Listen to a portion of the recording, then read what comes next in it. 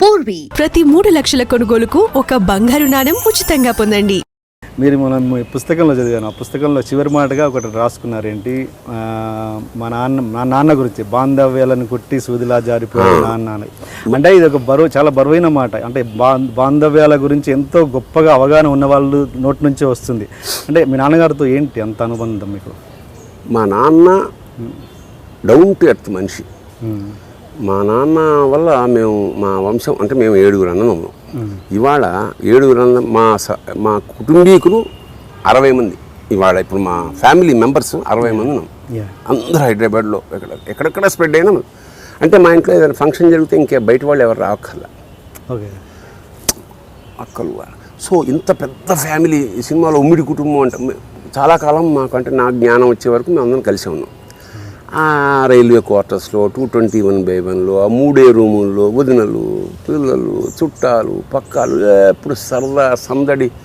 ఒక కుక్క, ఒక గేదె, ఎట్లా ఇంకా మేము బయటికి ఏ అనుభూతి కోసం బయటికి వెళ్ళక్కర్లేదు. మేము అలాగా ఉన్న దాన్ని ఒక మధ్యతరగతి వాడు ఎలా మెయింటైన్ చేశాడు అనేది నాకు ఇప్పటికీ కళ్ళు తిరిగి ఆశ్చర్యం. మా నాన్న ఇంత ఫ్యామిలీకి అంటే చాలా పువ్వులాగా రాలిపోయాడు. హీ వాజ్ 90 years చూశాడు. ఆ మెమరీని నేనేం చేసింటే మిథునంలో బాలసుబ్రహ్మణ్యం క్యారెక్టర్ పెట్టేశాను. డబ్బు నాకు 700 రూపాయలే, 750 రూపాయలు లాస్ట్ జీతం. మా నాన్న 1969లో రిటైర్ అయ్యాడు. 750 తోటి 7గురిని ఎట్లా మెయింటైన్ చేసాడు చివరిదాకా అనేది నాకు అసలు కళ్ళు తిరిగిపోయి. ఏ ఎకానమిస్ట్ కారణం ఏంటి, అప్పు ఏనాడు చేయలే మా నాన్న. ₹1 కూడా అప్పు చేయలే. అదే మాకు అబ్బింది. నేను కూడా ఎప్పుడు అప్పు చేయలే. ప్రాణావసరం వచ్చినా కూడా అప్పు చేయలే. ఒక సందర్భం చేయాల్సి వచ్చింది, చాలా బాధపడ్డా. బీపీ వచ్చేసి అంత బాధపడ్డా. చిన్న అమౌంట్, పెద్ద గొప్ప అమౌంట్ కూడా కాదు. ఎందుకు ఇలా మాటలు దాటాల్సి వచ్చింది. అందుకని మా నాన్న పోయినప్పుడు, బికాజ్ నేను బేసిక్గా కవిని, నాకు సినిమా యాక్టరు ఇలా ఇవన్నీ కన్నా తనికెళ్ళ భరణి కవి అనిపించుకోవడం చాలా ఇష్టం. అలాగే సంక్షిప్తంగా చెప్పడం ఇష్టం, చిన్నగా. మా నాన్న మొత్తం క్యారెక్టరేషన్ టప్ని ఎలా చెప్పగలను అంటే, ఎన్నో బాంధవ్యాల్ని కుట్టి సూదిలా జారిపోయాడు నాన్న. That is the relationship. మా నాన్న ఇప్పుడు ఏడవగా నేను చూడలే. లోపల ఎంత క్షోభపడ్డాడు. దరిద్రం అనుభవించలే, ఐశ్వర్యం. అంటే మా నాన్నగారు, నేను సినిమాలు బాగా టాప్లో ఉన్నప్పుడు కూడా మా నాన్న ఈ వాజ్ వెరీ మచ్ హియర్. మా నాన్న నా దగ్గరే ఉండేవాడు. మా అమ్మ నాన్న, వాళ్ళమ్మ నాన్న, మా మామయ్య అత్తయ్య కూడా మా దగ్గరే ఉండేవాడు.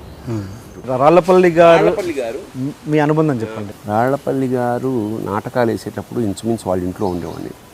రాళ్లపల్లి గారు పాపం నాటకాల కోసం అప్పులు ఇరికిపోయాడు. ఏ స్థాయిలో అప్పులు అంటే, ఆయన నాటకం చాలా రాజసంగా ఉండేది. అది మాకు పునాది. అంటే 20 మంది ఆర్టిస్టులు ఉండేవాడు. 20 మందికి వేడి ఇడ్లీలు, 20 మందికి టిఫిన్లు, 20 రిహార్సల్స్లో 20 మందికి ట్రాన్స్పోర్టు, లేడీస్కి డైలీ ఆటోలో వెళ్ళడం. ఇలా ఏ విధంగా చేశాడు నాటకం వేసేటప్పటికి మాకు వచ్చేది ₹1000, అప్పు 5,000. అప్పుడు 5,000 రూపాయలు అంటే ఎంత? నేను ఓ రోజు రిహార్సల్స్ని బయటకు వచ్చేటప్పటికి ఆయన ఇంట్లో నుంచి సోఫాలు పట్టుకుపోతున్నాడు. ఆర్టిస్టులే, అప్పులు ఇచ్చిన ఆర్టిస్టులు. తర్వాత మేమే ఆయన్ని ఎంకరేజ్ చేసి మా టీం మెడ్రాస్ పంపాం. మీరేం వరీ అవ్వద్దు, మేము ఉన్నాం ఇక్కడ మీ ఫ్యామిలీని చూసుకోవడానికి. ఆయన 2 ఆడపిల్లలు, ఆవిడ 2 ఆడపిల్లలు. ఆయన వెళ్ళాడు. అక్కడంతా మేము మొత్తం 1 year మేమే ఉన్నాం. ఓకే. ఆయనకి ఏం కావాలన్నా సరుకులు, మా ఇంట్లో సరుకులు కొంత సపరేట్గా రాసేసి, ఇట్లాగా నేను ఇంచుమించు నెలకు ఒకసారి ఇంటికి వెళ్తున్నాను. మా ఇంటికి ఎప్పుడు అక్కడే ఉంటున్నాను. అలాగే మేము, అంటే రాళ్లపల్లి గారికి నేను దత్తపుత్రుణ్ణి. ఆ స్థాయిలో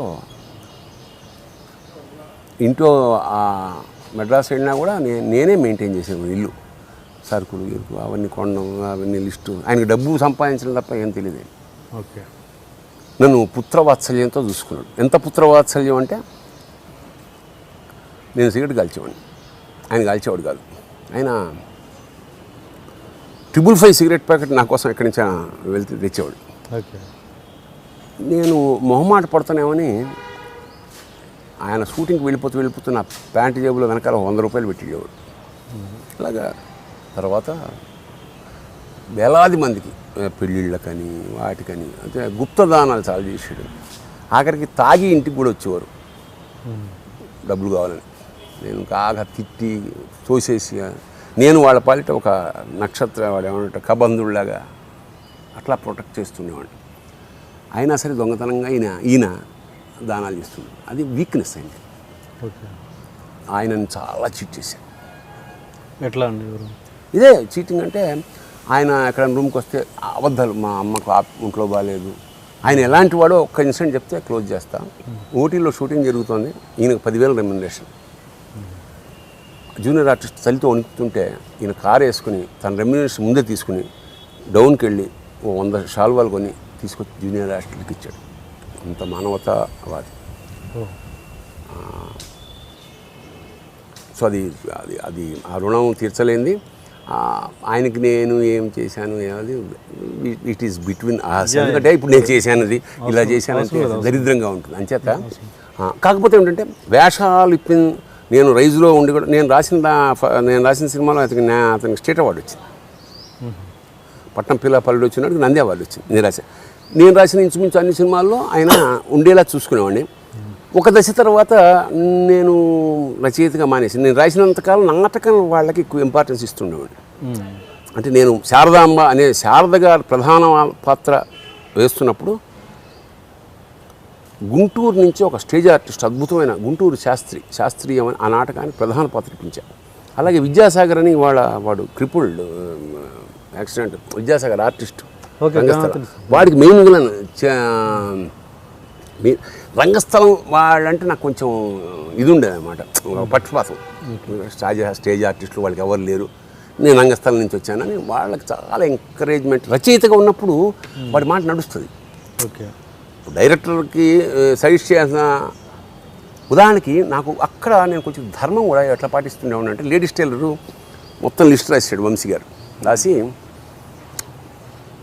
శవాల ఫోటోగ్రాఫర్ రాళ్లపల్లి, ఆ రాళ్లపల్లి అంటే చాలా ఇష్టం, గురుభావం, స్వామి అంటాడు వంశీ గారు.